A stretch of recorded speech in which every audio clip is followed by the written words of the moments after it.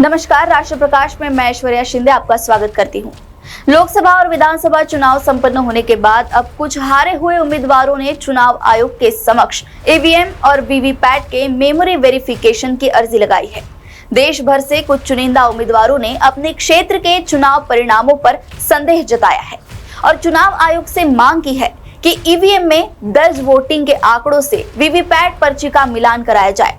दरअसल supreme court ने अपने एक फैसले में कहा था कि मतगणना से 7 दिनों के भीतर वेरिफिकेशन की अर्जी लगाना जरूरी है और नियमों के तहत कोई भी उम्मीदवार नतीजों को लेकर चुनाव आयोग से गुहार लगा सकता है। लोकसभा और 4 राज्यों के विधानसभा चुनाव के नतीजों के बाद अब तक ऐसी करीब 10 अर्जियां चुनाव आयोग के पास आई है, जिनमें ईवीएम में दर्ज वोटिंग के आंकड़े और वीवीपैट की पर्चियों के मिलान यानी मेमोरी वेरिफिकेशन कराने की गुहार लगाई गई है। ओडिशा के झारसुगुड़ा विधानसभा क्षेत्र में 1265 वोटों से हारी बीजेडी उम्मीदवार दीपाली दास ने सबसे ज्यादा 13 मशीनों की मेमोरी वेरिफिकेशन कराने की अर्जी दी है।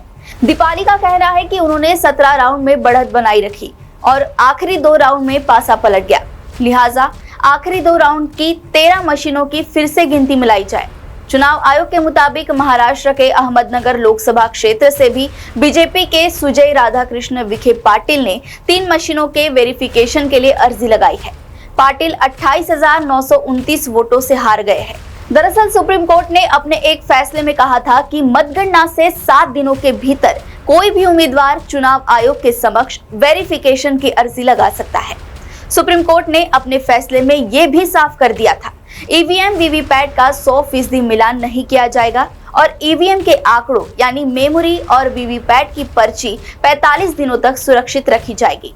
इस फैसले में सुप्रीम कोर्ट ने ये भी साफ कर दिया था कि वेरिफिकेशन का खर्चा उम्मीदवार को ही उठाना पड़ेगा। इस वेरिफिकेशन प्रक्रिया के तहत ईवीएम और वीवीपैट के मेमोरी वेरिफिकेशन के लिए प्रति मशीन 40,000 रुपए और उस पर 18% जीएसटी एडवांस जमा करना पड़ता है।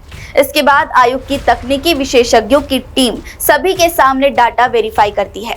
अगर शिकायत के मुताबिक ईवीएम डेटा और पर्चियों के बीच गड़बड़ी पाई गई तो कार्रवाई होगी और शिकायतकर्ता को पूरा शुल्क वापस किया जाएगा, लेकिन शिकायत सही नहीं हुई तो शुल्क जब्त हो जाएगा।